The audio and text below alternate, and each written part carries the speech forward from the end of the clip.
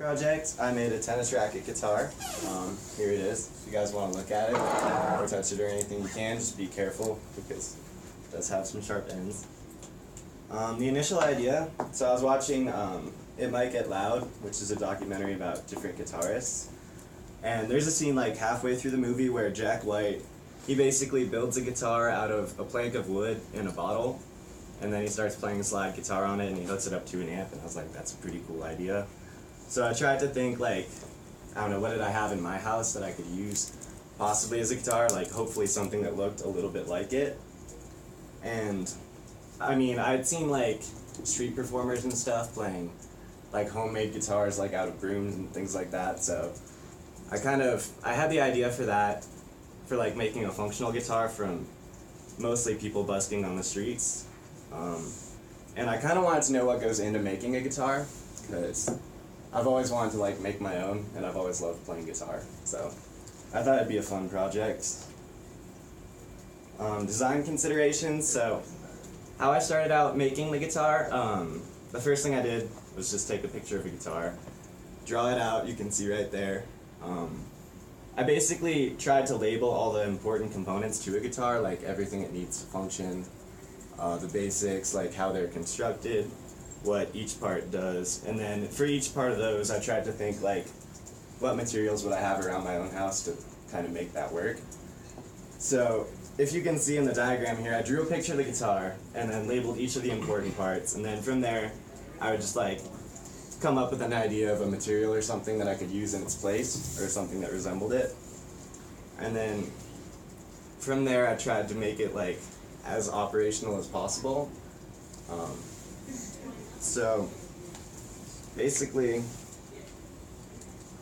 I tried to pick something for a body that mostly resembles a guitar, and hopefully something that would resonate a little bit.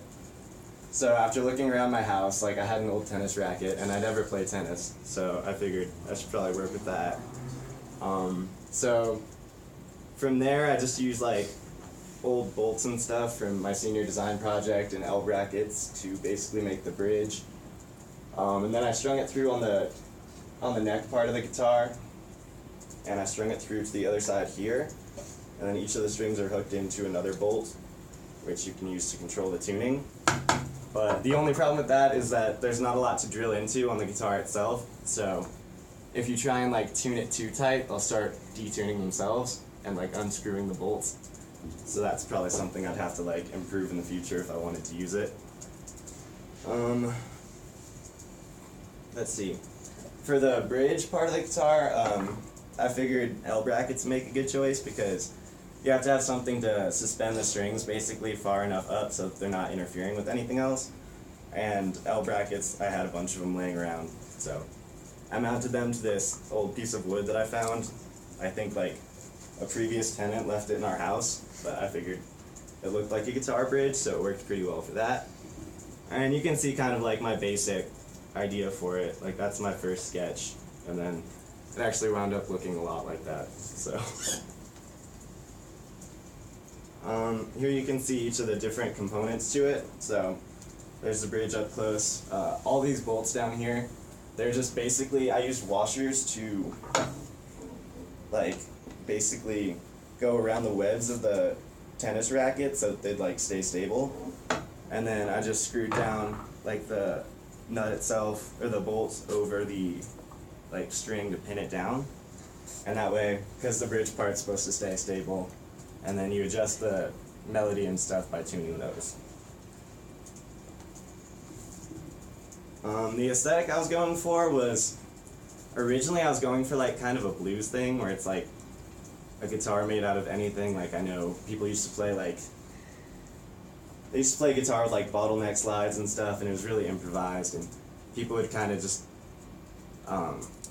work with what they had around, because I mean, especially in the early days, like not everybody could have a guitar, and that wasn't really a common thing to have around the house. But as I started going more with it, it started looking more like, basically like the street performers that I was like mentioning earlier. Like there's a picture of a guy playing a broom guitar, and then that one, it's like a guitar neck attached to like a bottle or something, like a Mountain Dew, I don't know. But Yeah, I mean, I got the idea from like street performers, so I think the aesthetic wound up being kind of that, like, just thrown together, make it work with whatever you have thing. And I kind of like how it's all mismatched at the end. It kind of, I don't know, like the way it looks kind of mirrors like how I put it together and how I thought of it, so it makes sense from that standpoint. And then, yeah, like I was saying, if I was really going for like the blues aesthetic, I probably would have picked like an entirely wooden frame tennis racket, and then that would have had more of like a vintage look to it, but I had to work with what I had, so yeah. It still works pretty well, and it still looks like a guitar, I think, so. So what next? If I wanted to improve the guitar at all, I'd probably come up with like a different tuning system. Cause yeah, these tuners, like, they would work if there was more to drill into and if it was more stable, but as you start playing it, like, it basically detunes itself and gets more and more out of tune. So it's really hard to play any kind of actual melody on it. But I mean, you can still play like 60s drone stuff if you want to, or like some weird, I don't know, weird sounding sitar stuff. But if I wanted to improve it, yeah, the tuning system's the first thing I would do. And then, like Scott was saying earlier, like, it actually has a pretty good surface here to mount like a pickup or something. So if I had like a leftover pickup, or if I could make like a contact microphone or something, you could basically loop it into an amp and then play it like with a guitar slide or something, and then get like a pretty decent sound out of it, hopefully. So there's the finished product. And yeah, any questions? I think it's a super cool project because it was pretty ambitious. When you first mentioned it, I was pretty curious to see how it was going to come out, but it actually looks like a real guitar and is playable for the most part. So you already kind of addressed these things, but it seems like two potential improvements, and I guess the question here is like, how would you go about them? But two potential improvements would be some kind of surface here to give yourself like a little bit longer of a fretboard. Yeah. And then also maybe making the design slightly safer by removing some of yeah, it's definitely got some stuff like hanging off it, like that corner, and then the strings hanging off the end. But yeah, if I was trying to like make it like frets and everything, I probably would have made my own neck out of like a 2x4 or something, and then had frets along that. But as it is, you could play it with the slide. I don't have one with me, but yeah, as far as improvements go, I'd probably want to mount some kind of amplifier or something just so you could hear it, because it's really quiet as it is. Yeah. I mean, a tennis racket's not going to resonate that much, so. So are the strings detuning because this part here is not holding the tension well, or are they old strings, or what do you think? No, they're actually new strings that I had, but the issue is, so you tighten that to like basically tighten the string and make it higher pitched, and as you play it or like start to pull on it at all, it starts to unscrew those from the guitar.